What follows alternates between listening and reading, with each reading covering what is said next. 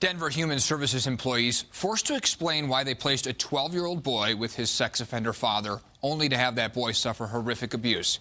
Call 7 investigator John Ferrugia is here. And John, the caseworker says she was forced to do it for fear of being fired. Yeah, Eric, this is a case that gives you a disturbing behind-the-scenes look at how child safety decisions have been made at DHS. There are clearly questions here about proper supervision and why an often disciplined caseworker continues to make critical decisions that can put kids at risk. I wrote the report, and I do remember listing my concerns. Her name is Kelsey Patton, and this is a deposition in a current lawsuit against Denver Human Services by the now 18-year-old boy who DHS documents confirm was sexually abused by his father.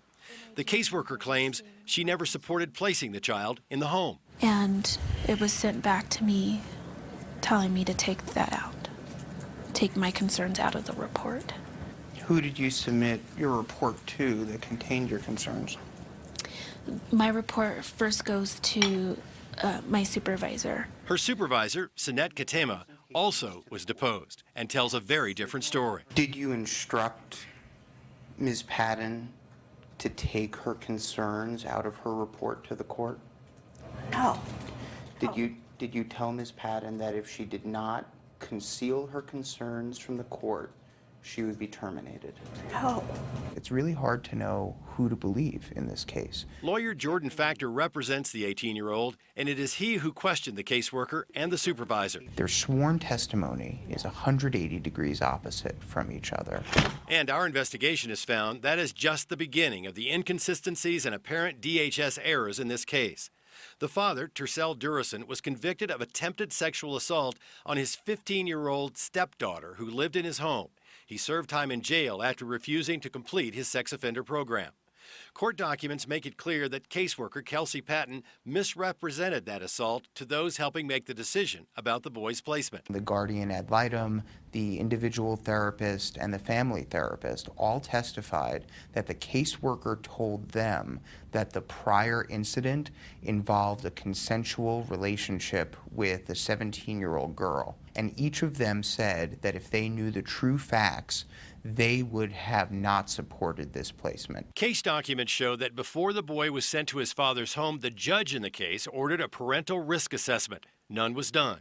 And there's no evidence that either a third-party safety assessment or a DHS safety plan were completed. The caseworker was also required to visit the home every other month to make sure it was safe.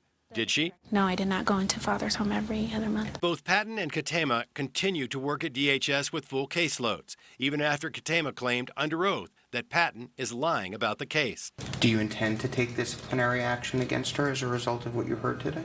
No. You're going to allow her to continue to make representations to the court. Yes. You're going to allow her to continue to make statements to the court about kids' safety. Yes. And when the supervisor said that she wasn't going to take any action at all, my mouth dropped. If she's not telling the truth and her supervisor knows that she's not telling the truth, then it's terrifying that she is allowed to continue to maintain a full caseload of vulnerable children for whom she makes life or death decisions.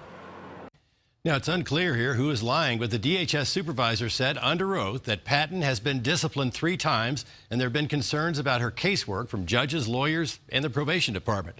Yet we have confirmed that Patton is still handling a caseload at DHS, and Katema is still listed as her supervisor. Our investigation continues. I'm Call 7 investigator John Ferrugia.